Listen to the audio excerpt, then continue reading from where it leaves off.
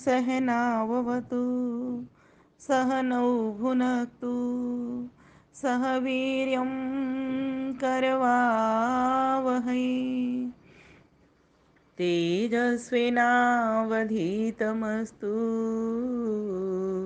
मा विद्विषावहै। ओम शांति शांति शांति। प्यारे भाइयों बहनों, सादर सप्रेम नमस्ते। सत्यार्थ प्रकाश के चतुर्थ समुल्लास का हम अध्ययन कर रहे हैं। विषय हमारा चल रहा है बहुत ही सुंदर कि पति पत्नी का आपस में बर्ताव कैसा हो, किस प्रकार से घर को स्वर्ग बनावे दोनों। तो हमने बहुत सारी बातों को जाना था। ऋषि दयानंद सरस्वती ने मनुस्मृति के प्रमाणों के द्वारा हमको सुझाया कि किस प्रकार से स्त्री से प्रसन्न पुरुष और पुरुष से प्रसन्न स्त्री रहे, किस प्रकार से एक ब्रह्मचारी भी, एक गृहस्थ भी ब्रह्मचारी बन करके रह सकता है, किस तरह से घर के जितने भी सदस्य हैं उनके साथ में परस्पर वार्तालाप हो, व्यवहार हो, कौन से घर वे स्वर्ग होते हैं, किन घरों की स्त्रियां सुखी होती हैं और किन घरों की स्त्रियां दुख को पाती हैं, यह सब भी हमने जाना। पूजा का वास्तविक अर्थ क्या है, यह भी हमने समझा। आज हम जानेंगे कि स्त्री किस प्रकार से घर के कामों को करे, किस प्रकार से अपने घर को सुंदर, व्यवस्थित, सुशोभित, महक वाला, एक जैसे उद्यान महकता है ऐसा बनावे।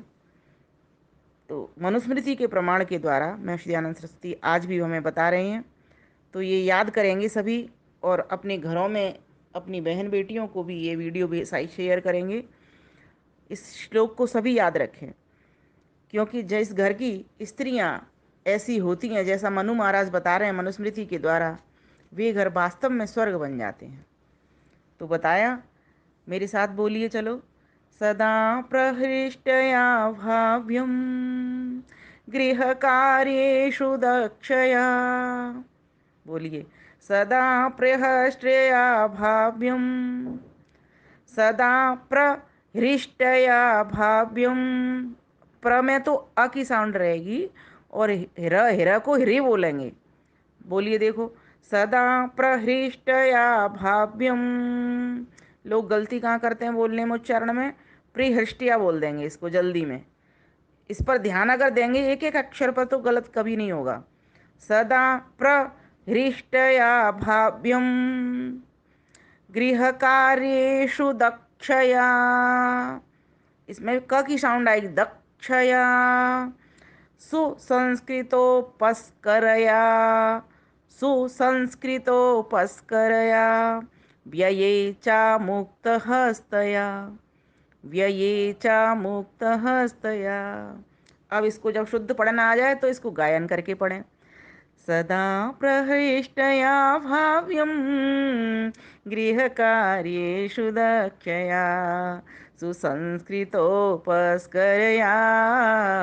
व्यये च अमुक्तहस्तया, व्यये च मुक्तहस्तया।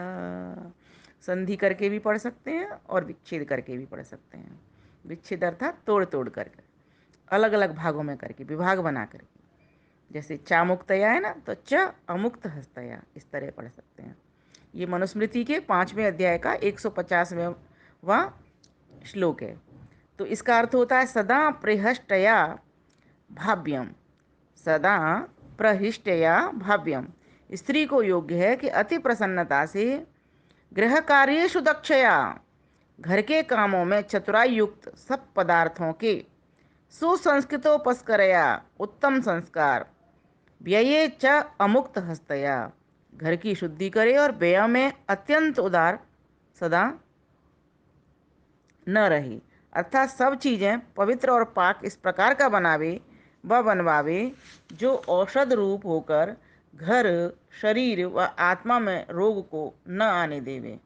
जो जो व्यय हो उसका हिसाब यथावत रख के पति आदि को सुना दिया करे।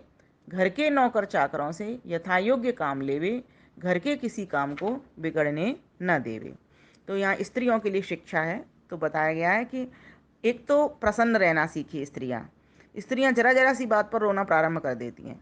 छोटी सी कोई समस्या हुई, अरे समस्या के समाधान की ओर बढ़े ना। रोने से क्या होगा? जो नई नई बेटियां हैं जिनके विवाह हुए हैं, बहुत जल्दी परेशान हो जाती हैं। वे तो दादी हैं, जो घर में सास हैं, जेठानियां हैं, उनका कर्तव्य बनता है उस बहू को भी अपने आदर्श के द्वारा जरा जरा सी बात पर नहीं रोए। किसी के सिर में दर्द हो गया, रोना शुरू, मेरे तो दर्द हो रहा है। किसी के पैर में दर्द हुआ, मेरे पैर में दर्द। किसी को हल्का सा जुकाम हुआ, हाय मैं तो मरी, क्या करूं, मेरे से कुछ हो ही नहीं रहा, मैं तो मरी।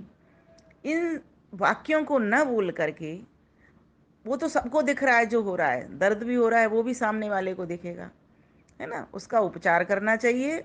और ऊपर से भले ही भीतर से मन थोड़ा सा खिन्न होता है जब कोई बीमारी होती है, लेकिन ऊपर से बिल्कुल भी ये दिखाना नहीं कि मैं दुखी हूँ, कोई बात नहीं। बल्कि दूसरा सामने वाले को भी अगर आप ऐसे नजर आ रहे हो, अगर वो कहता है आपको कि आपकी तबीयत खराब है, तो भी उसको नहीं नहीं कोई नहीं, ठीक हो जाएगा, वो थोड़ा सा हुआ है, वो ठीक हो जाएगा, बस। मतलब वहां पर भी रो करके नहीं बताना, क्योंकि अगर कोई बड़ा व्यक्ति अगर इस तरह से रोएगा तो फिर वो जो छोटे आने वाली बहुएं हैं, बेटियां हैं, वो तो पहले रोना प्रारंभ कर देंगी।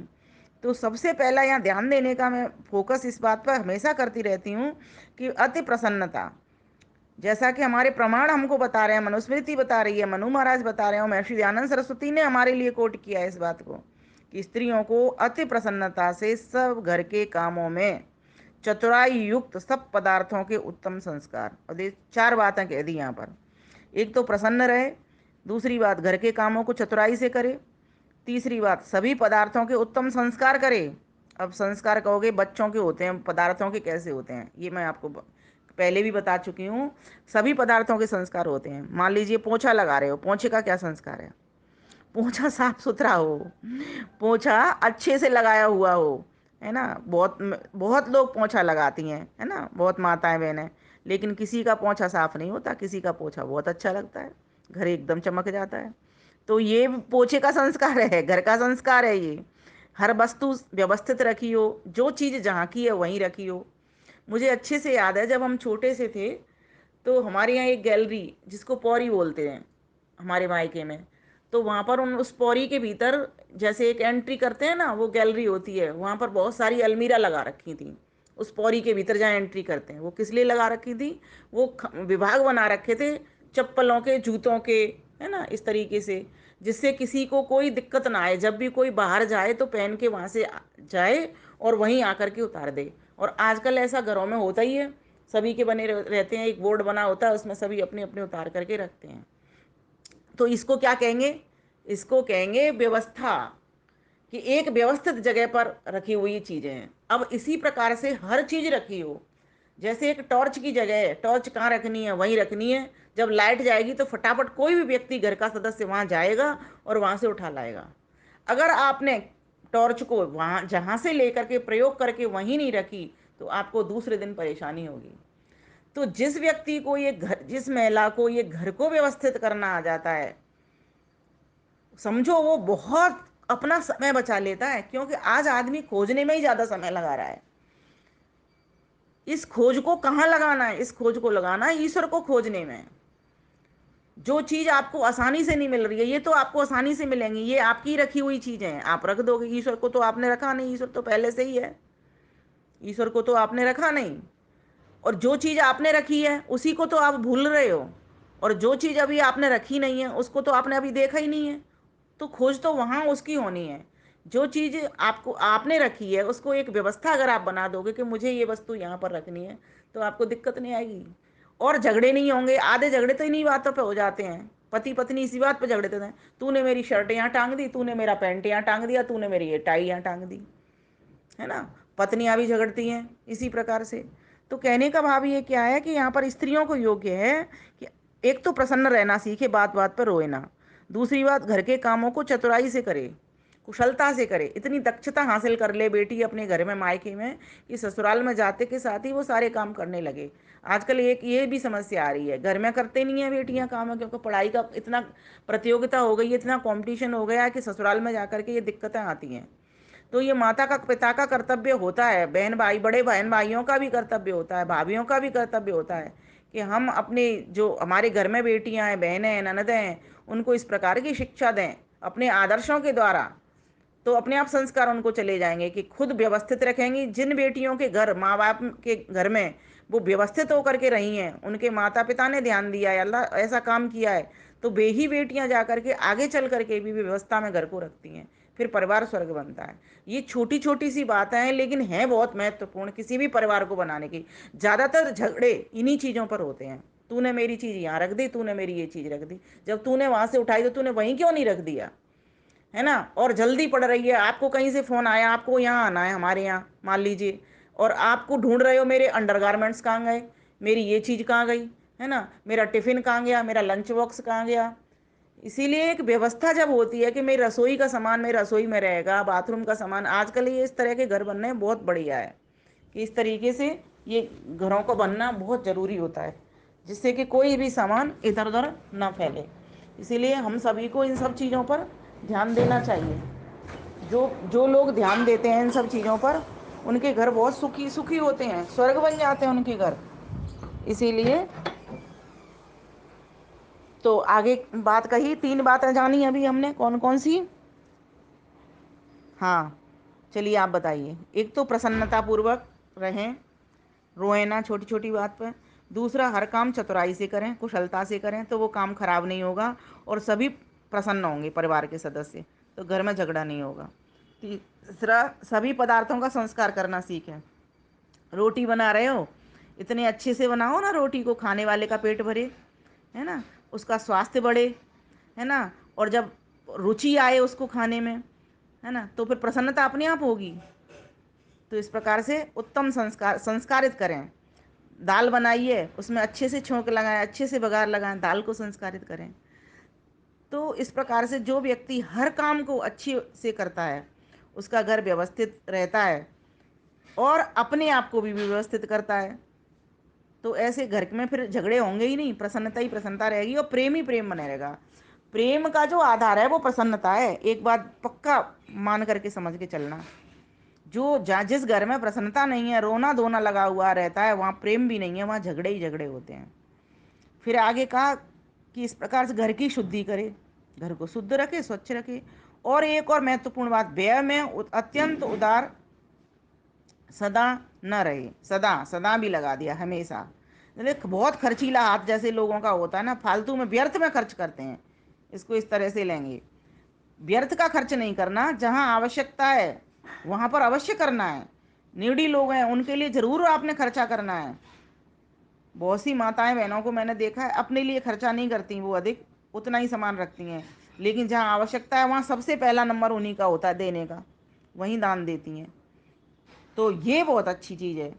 इससे छोट दूसरी चीज़ ये है, कुछ महिलाएं अपने लिए भी करती हैं और दूसरों के लिए भी करती हैं, हाथ संभाल के अपने लिए भी करती हैं, दूसरों के लिए भी फिर कम ही कर पाती हैं, वो अधिक नहीं करती। ये मध्यम कोटि की होती हैं। और तीसरी कोटि की महिलाएं भी होती हैं जो अपने लिए तो करती हैं लेकिन औरों के लिए 1 रुपया भी खर्च नहीं करती। तो हमें कौन सा बनना है, हमें ऐसा बनना है कि अपने लिए थोड़ा कम रखें, जितनी आवश्यकता है उतना सामान लें, और औरों के लिए, औरों में से उन लोगों को लें जहाँ वास्तव में आवश्यकता है, जिनको देना चाहिए, जिनका सम्मान करना चाहिए, जो वस्तु जिसको जो चाहिए, है ना, वो वस्तु भेंट करनी, देनी। इस प्रकार से अपनी उदारता को बरतना चाहिए। और फिर आगे का, सब चीज़ें पवित्र, शुचिता का बहुत ध्यान रखना है, स्वच्छता का बहुत ध्यान रखना है, और पाक इस प्रकार का बनावें। पाक मतलब भोजन, जो पाकशाला में पक रहा है, पाकशाला कहते हैं रसोई घर को। तो रसोई घर में क्या पकता है, पाक मतलब भोजन पकता है, वह बनवावें जो औषध रूप होकर घर, शरीर व आत्मा में रोग को ना आने देवे। ऐसा स्त्रियां भोजन बनावें जिससे कोई भी व्यक्ति बीमार ना हो, ठीक है, उसकी आत्मा में भी कोई रोग ना घुसे, अर्थात प्रसन्न मन बना रहे उसका, उसकी आत्मा की भी हानि ना हो। कई बार देखा जाता है घरों में ऐसा भोजन पक रहा होता है जो ना तो मन में उतरता और ना जिससे आत्मा ही तृप्त होती। तो भोजन ऐसा हो, स्वास्थ्य की दृष्टि से भी अच्छा हो, स्वाद की दृष्टि भी से भी अच्छा हो।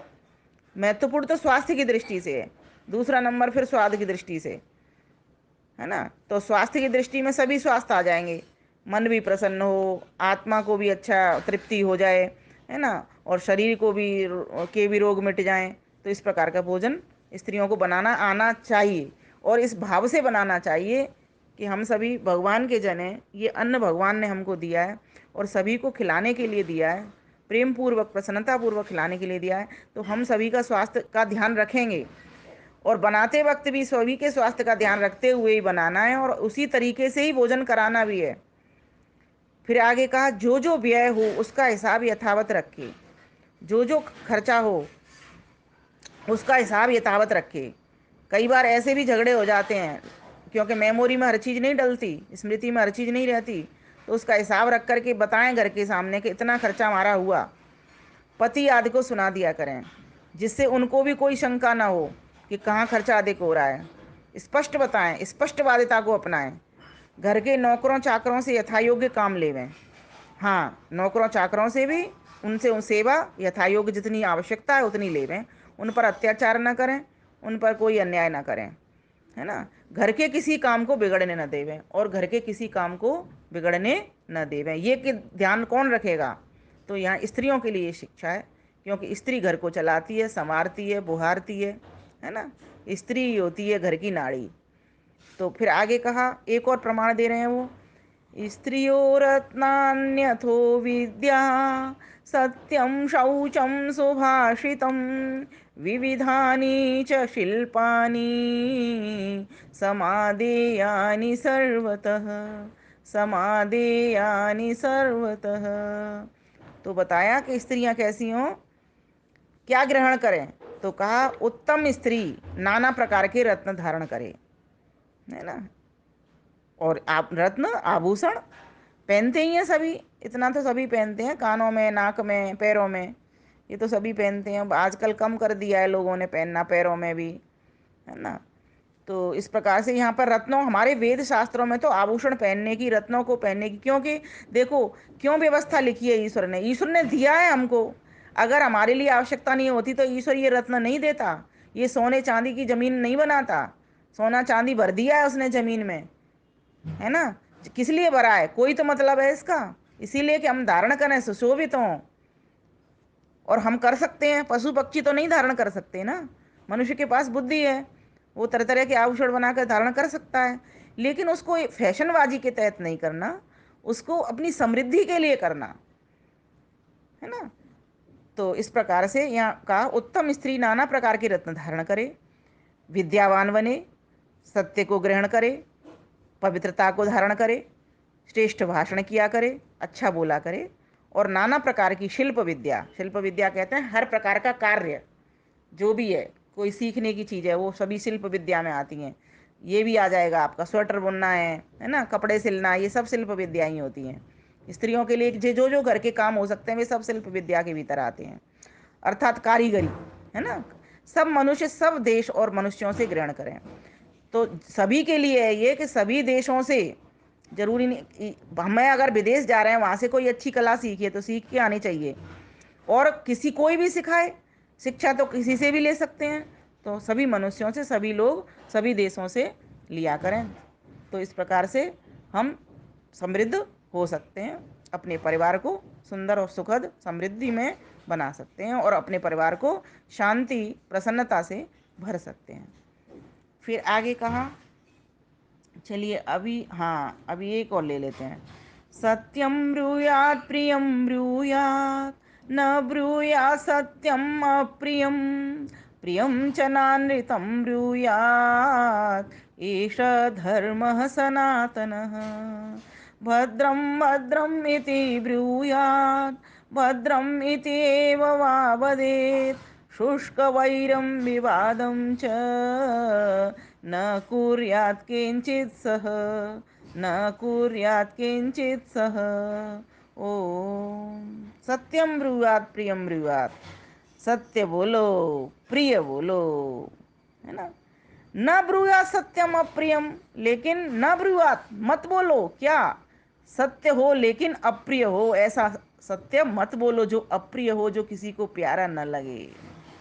प्रियम च न अनृतम ब्रूयात्, है ना। अनृत कभी भी मत बोलो, ऐसा प्रिय भी मत बोलो जो अनृत हो, असत्य हो। बड़ी महत्वपूर्ण बात है ये। ऐसा सत्य भी मत बोलो जो अप्रिय हो, है ना। और ऐसा झूठ भी मत बोलो जो कि प्रिय हो। ब्रूयात एष धर्म सनातन, ये हमारा सनातन धर्म हमको कहता है, सदा प्रिय सत्य दूसरे का हित कर बोलें, अप्रिय सत्य अर्थात काणे को काणा न बोलें, अनृत अर्थात झूठ दूसरे को प्रसन्न करने के अर्थ न बोलें। आजकल सबसे अधिक यही काम हो रहा है, दूसरे को प्रसन्न करने के लिए झूठ मूठ की बातें बोल करके प्रसन्नता दिला दी जाती है। नहीं, अरे प्रसन्नता करानी है किसी को तो उसको प्रसन्न करने के लिए तो सत्य बोलो ना, प्रिय बोलो ना। जो व्यक्ति प्रिय बोलता है ना उसको सभी पसंद करते हैं। हमेशा हम जब छोटे छोटे थे तो हम क्या सुना करते थे, और आज भी देहात में चले जाओगे तो एक बोला जाता है, जैसे महर्षि दयानंद सरस्वती ने भी लिखा है यहाँ पर, काणे को काणा ना बोले, काणे को काणा मत कहे काणा जाएगा रूट, धीरे धीरे पूछ ले तेरी कैसे गई है फूट। है ना, आप सत्य बोल रहे हो लेकिन प्रियता के साथ सत्य बोल रहे हो। भैया आपकी आंख में क्या प्रॉब्लम है, लग रहा है आपको कुछ तकलीफ है, इससे उसको ना अच्छे वचनों के द्वारा उसको तसल्ली भी होगी, है ना, और आपसे वो निदान भी पूछेगा और आपको वो अपनी बात भी बताएगा। और अगर आपने कह दिया ये कांडे भाग जाएगा वहीं से, और गुस्सा होगा वो अलग होगा, और पूरा टाइम उसके दिमाग में आपकी बोली गूंजती रहेगी, ये कांडे, उसने मुझे काना कैसे कहा, मैं देखूंगा उसको, और झगड़ा शुरू हो जाएगा। तो सत्य तो बोलो लेकिन ऐसा सत्य हो जो प्रिय हो, कैसा नहीं हो, अप्रिय सत्य ना हो और प्रिय असत्य भी ना हो कि प्यारा प्यारा बोला जा रहा है लेकिन झूठी झूठ बोला जा रहा है। फिर आगे का, सदा भद्रम भद्रम इति ब्रूयात, सदा भद्र था सबके हितकर वचन बोला करें, है ना। फिर कहा भद्रम इत्येव वा वदेत, शुष्क वैर अर्थात बिना अपराध किसी के साथ विरोध व विवाद न करें। शुष्क वैरम विवादम च न कुर्यात केन कित्सह। शुष्क वैर का अर्थ होता है यहाँ पर बिना अपराध के, मतलब किसी की कोई गलती तो है नहीं, है ना, और आप उससे व्यर्थ में ही झगड़ा कर रहे हो तो वो ठीक नहीं है। इस प्रकार से विरोध कहाँ करना है, विरोध वहाँ करना है जहाँ कोई गलत काम कर रहा है, अपराध कर रहा है, चोरी कर रहा है ना। भाई चोर को तो सजा दिलानी होगी ना, जो देश की हमारे की हानि कर रहा है उसको तो सजा देनी होगी ना, जो परिवार को समाज को तोड़ने का काम कर रहा है उसको तो सजा देनी होगी ना, उसका तो विरोध करना पड़ेगा। तो कहा कि कहाँ पर विरोध नहीं करना आपने, व्यर्थ में, जब किसी ने कोई अपराध नहीं किया और व्यर्थ में आप उसे द्वेष पाल करके बैठ गए हो। लोग कई बार ना ईर्ष्या भी करते हैं तब भी जा करके उससे बैर कर लेते हैं। तो यहाँ पर ये बताया गया कि किस प्रकार से आपका वार्ता व्यवहार हो, उस पर उसको किस प्रकार से आप अपने जीवन को अच्छा बनाएं, तो ये शिक्षा हमारे लिए दी है। तो महर्षि दयानंद सरस्वती का इतना अधिक पुरुषार्थ रहा है कि सत्यात प्रकाश रूपी गुलदस्ते के भीतर वो अधिकतर तो मनुस्मृति के प्रमाणों को लेकर के आए हैं। मनु महाराज के प्रति उनकी श्रद्धा देखते ही बनती है, मनुस्मृति के प्रति उनकी श्रद्धा देखते ही बनती है। उनका सत्यात प्रकाश में हर समोल्लास के भीतर मनुस्मृति के प्रमाण हैं। बार बार वो प्रमाण दे करके मनु महाराज के प्रमाणों को वो वैदिक मानते हैं, क्योंकि वास्तव में वेदों के बाद अगर कोई छोटा संविधान, चारों वेदों के बाद अगर कोई छोटा संविधान अगर किसी को पढ़ना है तो मनुस्मृति को पढ़े। और आज ये JNU के जो लोग हैं, जिनको क्या कहूँ मैं, मेरे पास तो खैर शब्द नहीं होते, ये हमारी मनुस्मृति को जलाने का कुत्सित प्रयास कर रहे हैं। तो ऐसे लोगों को सबक सिखाने की ज़रूरत है, हम सभी को जागरूक होकर के, कि देखो कहाँ तो महर्षि दयानंद सरस्वती ने मनु महाराज के प्रमाणों के द्वारा हम सबके जीवन को प्रसन्न, प्रेममय और सुख शांति में बनाने का प्रयास किया है, और कहाँ ये लोग उसी मनुस्मृति को जलाने का कुत्सित प्रयास कर रहे हैं। तो ये बहुत गलत है। हमें सभी को मिल करके विरोध तो यहाँ पर करना चाहिए, विरोध यहाँ नहीं करना कि बिना अपराध के, ये अपराध है एक जो ये लोग कर रहे हैं मनुस्मृति को जलाने का। तो इस प्रकार से हमको समझना चाहिए।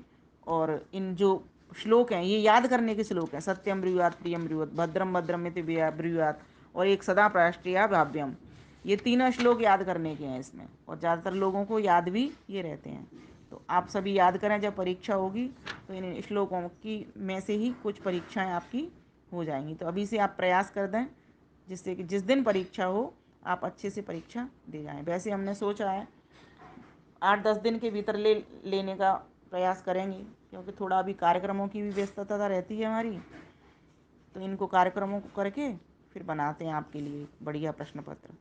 आप पढ़ते रहिए, इसी तरीक़ा से अपने जीवन को मढ़ते रहिए, औरों को भी अपनी उन्नति के साथ साथ उन्नति करवाते रहिए। वीडियो को खूब साझा करें, जिन्होंने सब्सक्राइब नहीं किया चैनल उनको सब्सक्राइब कराएं, जिससे उन तक ये वीडियो अपने आप ही पहुंच जाए।